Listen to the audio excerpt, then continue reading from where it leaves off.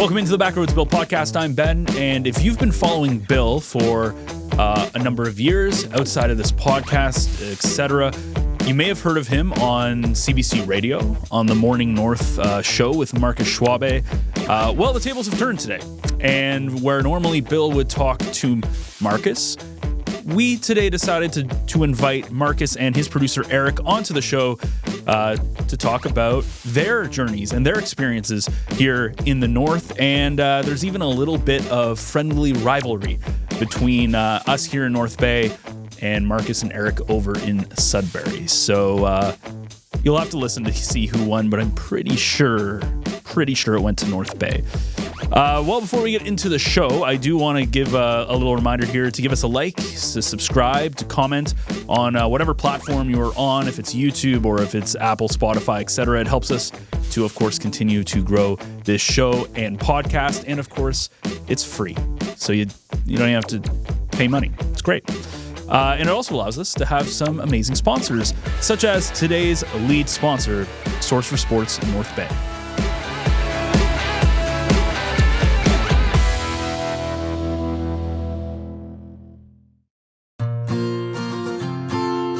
Sports aren't just what we do, they're who we are.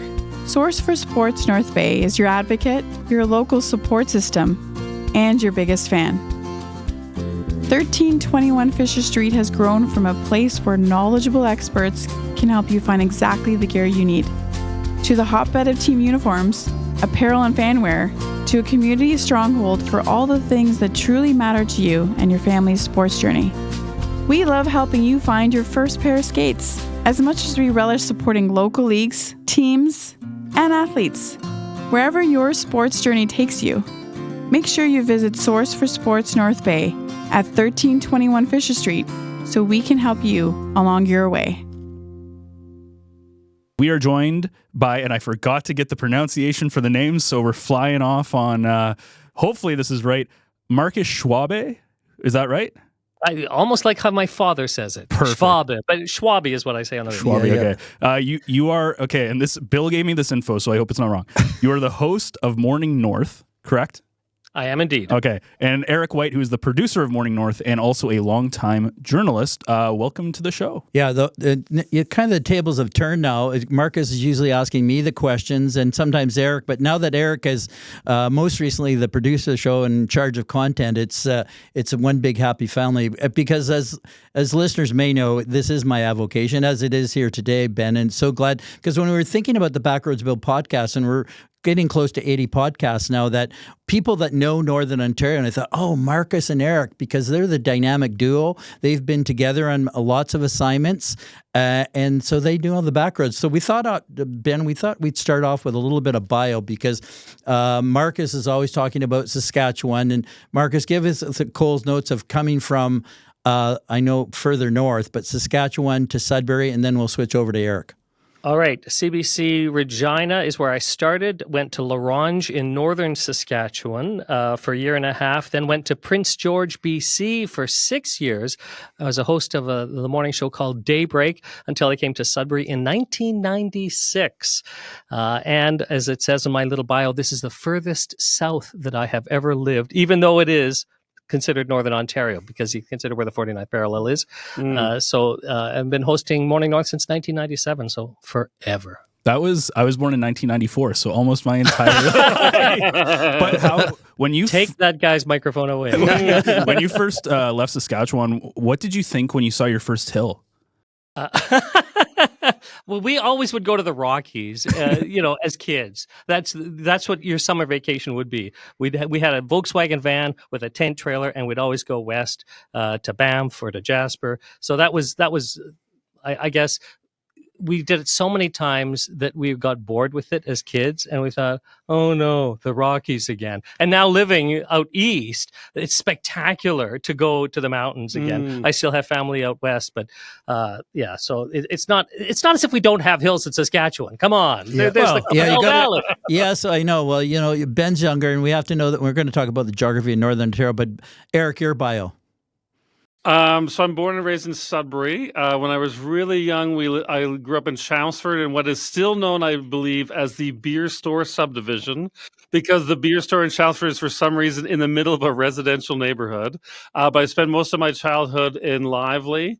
Went to Lively High School, and in 1997, I did a co-op placement as a grade 12 student at CBC Sudbury, and I sat next to Markus Schwabe, who doesn't remember any of that. I still don't remember anything. Erik is the memory of the station, let me tell you, because I have a very poor memory. And then I went to Carleton University for journalism school. I was a newspaper reporter at first. I worked for the Sudbury Star briefly, and then for 5 years or so in Southern Ontario at the St. Catharines Standard, which is a great daily newspaper. And then my wife is from Lively as well, and we came back home 18 years ago, and I've worked at CBC Sudbury ever since.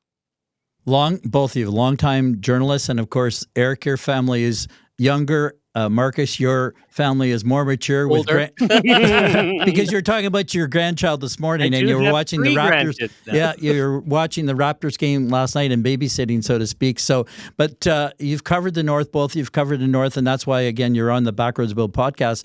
And I thought we'd start off just about the geography of Northern Ontario. Well, geography means the people and the land, but just your impressions about, and you always introduce the show first thing in the morning, Markus, what welcome to Northern Ontario listeners, etc. But Markus, what do you think of when you first came here right to now? I mean, that's a long time now, coming up to 29 years in this neck of the woods.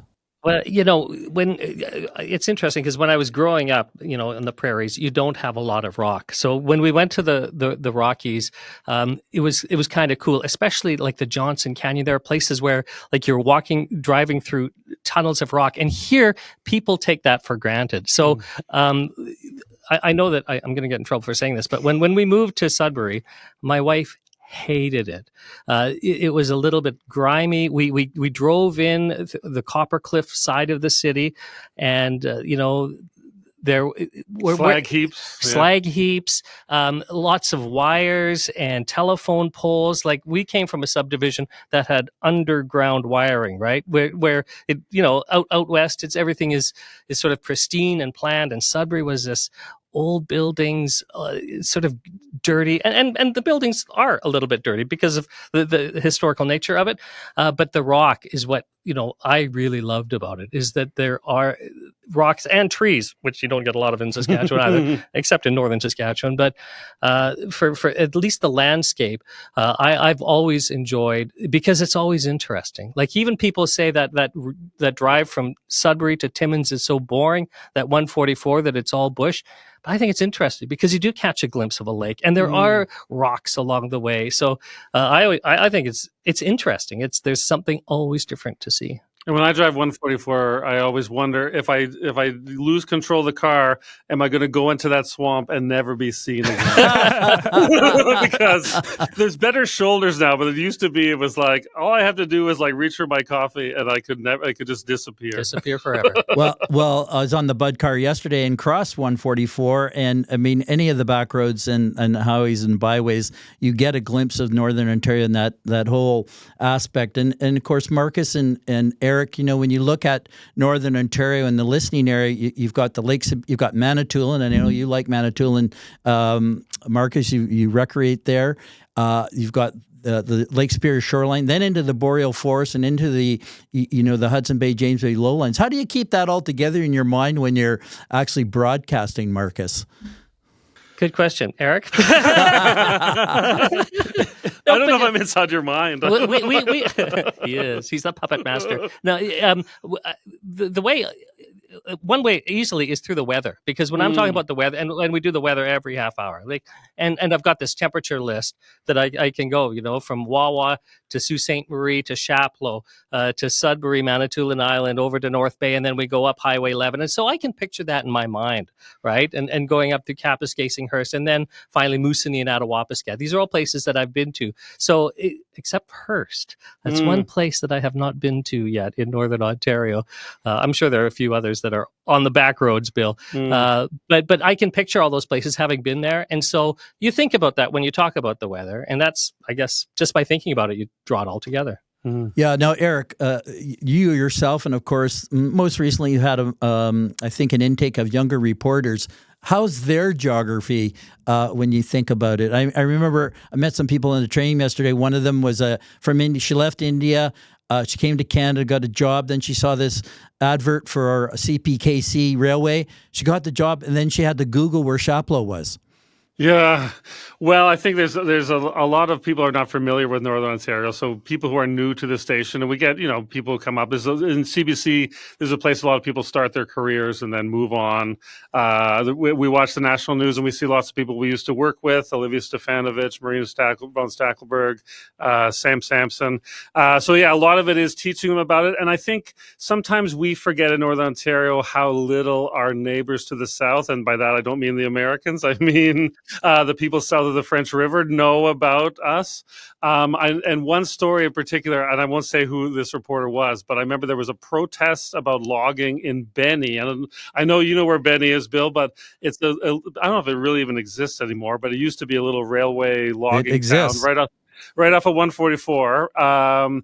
And I suggested that'll be a good assignment to go for this new reporter to go and cover. And I was showing her on Google Maps where it was, and she said, "Why is it all blank there around the highway? Why is it just a line through a green area?" And I said, "Oh, it's because there's nothing there other than trees."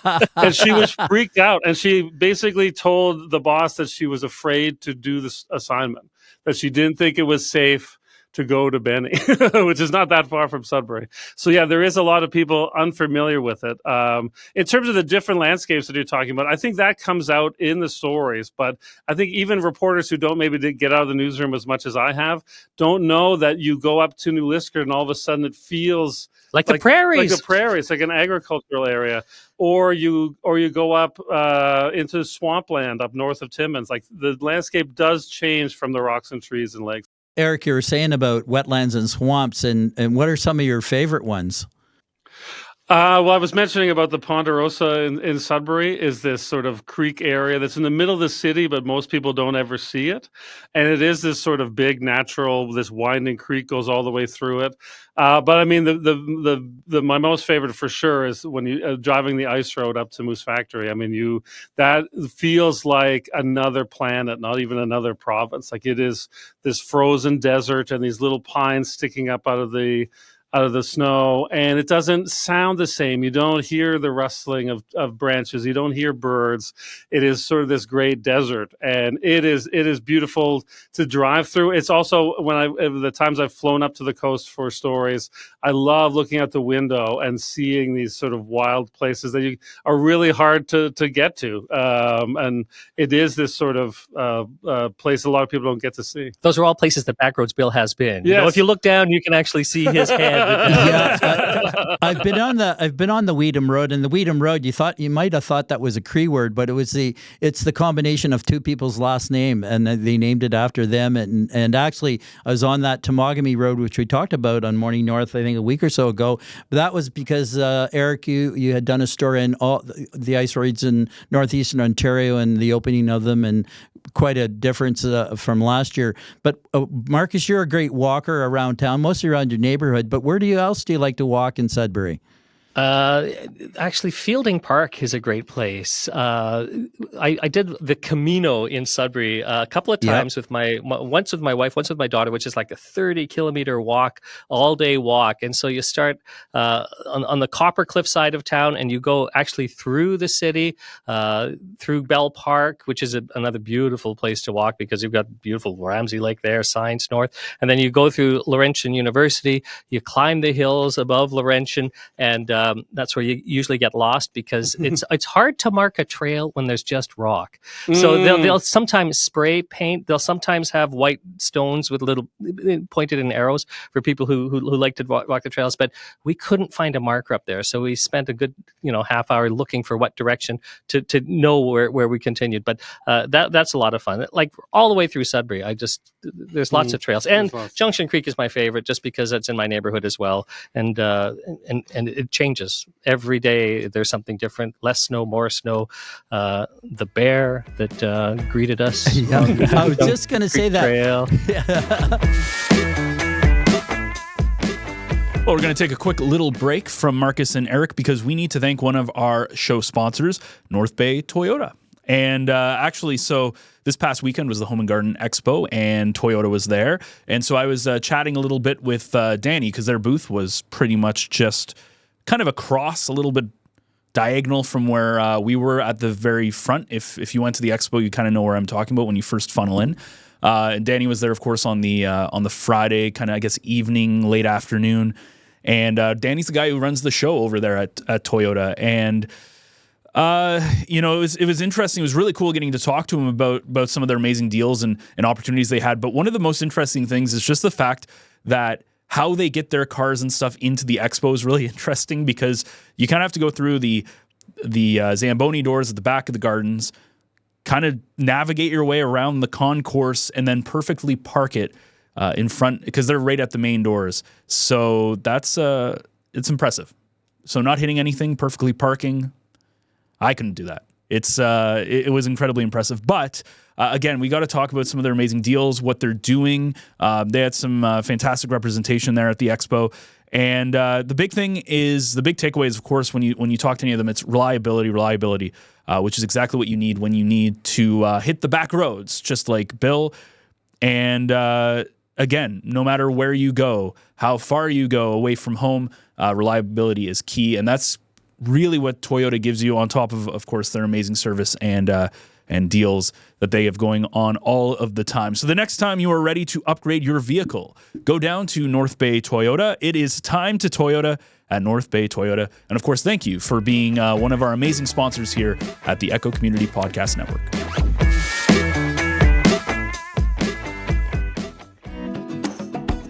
North Bay Echo is proud to partner with Twigs Coffee Roasters, a part of the community since 1995. Twigs offers a wide selection of quality beans, fresh roasted in-house every day.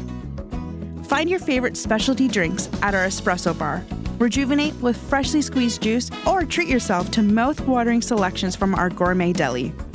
And don't forget our irresistible fresh baked goods, including uncompromising gluten-free options.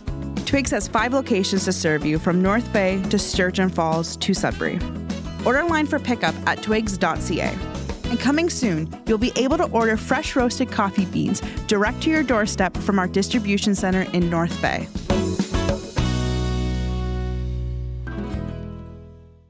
You're both radio pros, and you personalize all your experiences. And I know, Markus, the bears or the raccoons in your trash cans, or doing the snow angels, et cetera, or going out. I think when I've been on other radio shows in Southern Ontario, different affiliates, I think you might have one of the few that actually go outside and do the weather forecast, which again is a great way to personalize what you're seeing and feeling on any given day, such as this morning when we had a whole blanket of fresh snow. But Erik, and your family is younger, and in your social posts, you're always going outside. And of course, I was kind of amazed the other day, Warren Schulte was talking about going skating. But the segue question here is, both of you have been together on assignments. Tell us a couple of your favorite places, or places where you maybe had never previous been. It might have been the Moose Factory story, but somewhere where you're both together and thought about, where am I? Or, putting together, and you have to put together a whole bunch of series of interviews. What are we going to do here to make it all very timely and interesting? What comes to mind? That's to you, You Erik. remember everything, Markus. Yeah. What? Well, the Moose Factory trip was Yes. most recently that's sort of stands out. Yes. For Goop, the Gathering of Our People a couple of years ago. Yeah, that was August 2023, right? Yeah, so we were there for 3 days. It was a great time to be up in Moose Factory. And oftentimes, especially on the reporter side, we are visiting remote communities, often for news reasons, which are usually not great. And so you're kind of there because something bad has happened. So it was nice to be there for a celebration. It was the first one after COVID. And we stayed in the 200-year-old Hudson Bay staff house in Moose Factory was where we stayed. It was this creaky old building. There was literally a museum in the main floor. And they had fireworks that night. And this is an old wooden building. And those fireworks were right outside. Like, I thought the place was going to burn down to the ground. I leapt out of my bed like the French were attacking. Like, I thought that it seemed like this was like a colonial battle. Like, it was, and it was a lot of walking around. And then the story that we talk about the most, which is, I guess, involves Backroads, is the leaving Moose Factory. It was an adventure of planes, trains, automobiles, and water taxi. Water taxi. Took the taxi across from Moose Factory to Moosonee to catch a plane. And we got there. Apparently, the airline that we were going to take had changed the schedule without informing people who'd booked their tickets a couple of months before. So we showed up with the plane on the tarmac and said, well, we were here. This is the time that our ticket says. And they said, no, you can't board. Mm-hmm. And I said, the plane's right there. So they said, no, captain says you can't board. The door was still open. Yeah. They said you can't board. We were a little frustrated. And no flight for... And no flight. Oh, yeah. I think the following Tuesday. It was a Saturday afternoon or Friday afternoon. I think it might have been a Friday afternoon. The next flight might have been Monday with another airline. And of course, everyone was on the coast for the gathering of our people. It was a big event. So Eric and I decided that we would take a taxi to the train station and book a passage on the Polar Bear Express down to Cochrane, and then board a bus, Ontario Northland bus, to Timmins to pick up our vehicle that we drove at 2 o'clock in the morning. Yeah, and we didn't get to Timmins until what? Midnight? Midnight, 1 o'clock. And it was funny. But then we got into. We had to wait for the bus. We had to wait. We waited for the bus in the Cochrane train station parking lot for a long time. It was delayed. And then when we finally got to Timmins, and we were supposed to be home by like 6 p.m., and this is 1 a.m. And then we get to Timmins, and we have to take another taxi to the airport. And so we get in, and a fellow who was fairly new to Canada, I think, we said, we're going to the airport. And he said, hey, the airport is closed.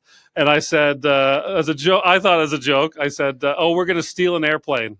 And he looked freaked out. That's probably the best thing to say in that situation. I was like, I've been awake for hours at that point. Oh, no, our car is parked there. And then we drove down 144, I think, home at 4 a.m. 4 or 5 o'clock in the morning. Yeah. And then that day, I drove from Sudbury to Montreal to visit the grandkids. So that next day, so on very little sleep, because Eric didn't stop talking on that drive down, which is what happens. Yeah. Well, I can imagine. You never stop talking. That's an epic adventure of plane, trains, and automobiles and water taxis. So, the question, your favorite. The question is the places, and Markus, you kind of already answered part of the question, but places, your favorite places, whether you're just talking about them or reporting, you may or probably have been there. Eric, you've been all over the place, but favorite places that come to mind for perhaps a reason and or a place you haven't been to or haven't been for a while.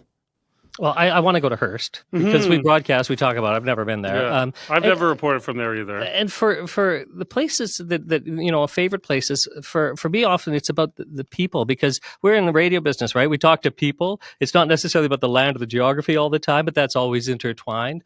And so I just, whenever we can get out, that is the nicest thing. And those are the strongest memories that I had. With Barry Mercer years ago, we did a road trip, a Morning North road trip. The first day we broadcast from the Temagami train station. Next day we were at the hospital in New Liskeard. The next day we were in Iroquois Falls at the Just Jordan Arena.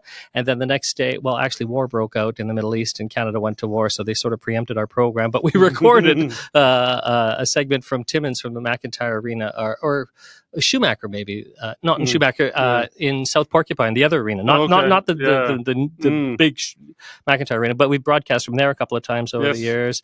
We broadcast from North Bay, from the YMCA, from I remember the museum in North Bay. We did a show from. I did a show. My first remote broadcast was when CBC expanded its transmitter service in New Liskeard, and we did a show from the classic Cobalt Theatre upstairs, and we invited a guy with a chicken, and the rooster started crowing. During the broadcast, I loved it. Sault Ste. Marie, we've been many times. Bon Sue. I've never done a show in Wawa. So that would be a good place to go as well. But I've been to Wawa many times driving out west. Yeah, I've reported, I think, for pretty much everywhere. The list, Hearst is on that list, but the list of it gets very small after that of places that I haven't reported from. Where do you want to go? I don't know. I'd like to go back to places too. I mean, you because you are stuck in the office a lot, so I like going anywhere, and especially places you've been before and seeing what's changed. Like I like just walking around the streets of a town and seeing what I see. Like these are people who we broadcast to. Unfortunately, we can't be in their communities. We're based in Sudbury, so I feel more connected even just being in a place and seeing some everyday things people would ignore. I love reading the bulletin boards at grocery stores or at the watershed or places like that, because it's sort of a feeling of the community and who's selling snowblowers. And hey, I've been to Coburn Island. You ever been to Coburn Island? I've not been to Coburn Island. Off of Manitoulin, yep. Yeah, that is, and Manitoulin is a favorite for me. Like just the geography, those, what do they call it? It's not Alvars.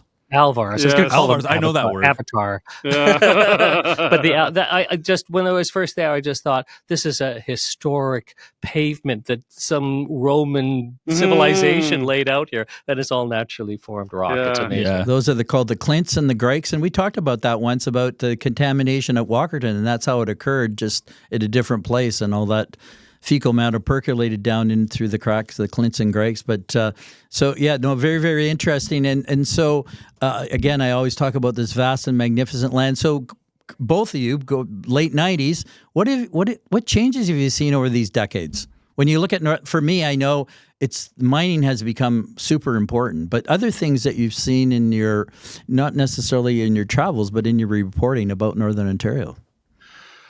I mean, I think the biggest change in the last 5 years or so is it is a lot more racially diverse than it used to be. I mean, that is, and we have to wait for the next census to really see those numbers. But it's clear in even in smaller towns in any place in Northern Ontario, you're seeing a lot more people from all over the world, which I think is a great thing, and it's going to change the culture for sure. It already has in places like Sudbury for sure.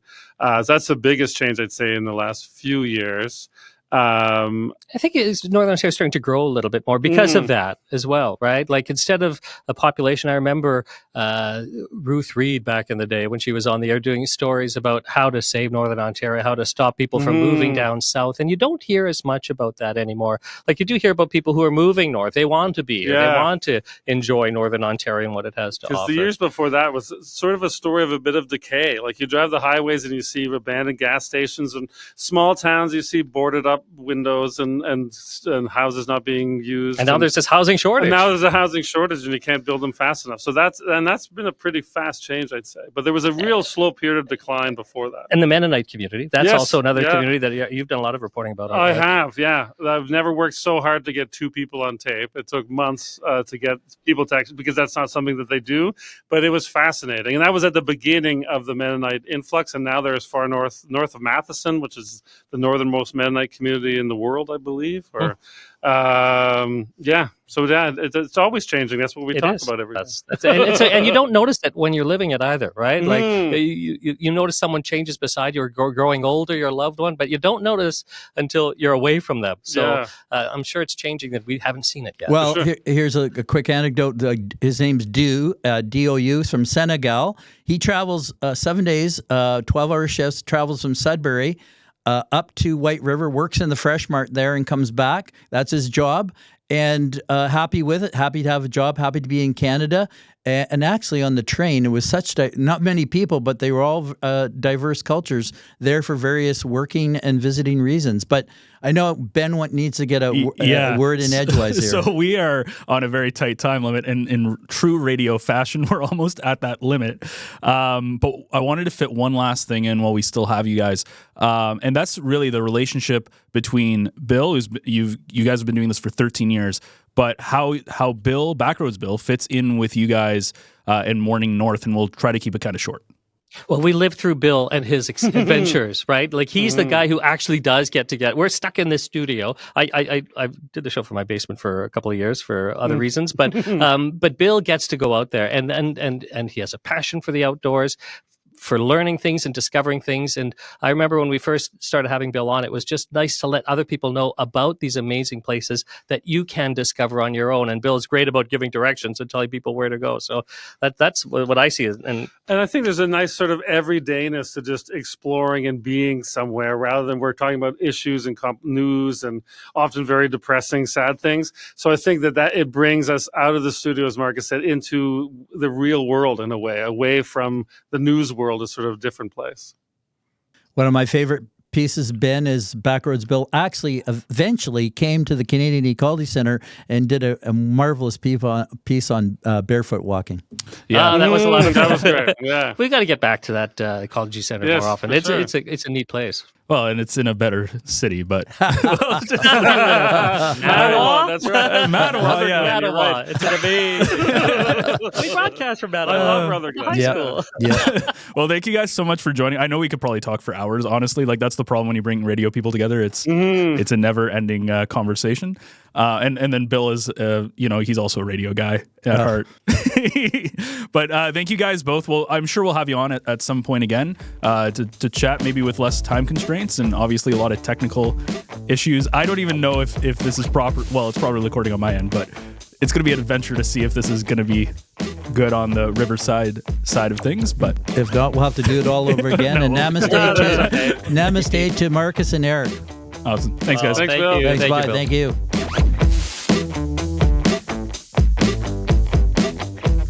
So I think the moral of this episode and the thing we can all take away is North Bay is officially way better than Sudbury. I jest a little bit.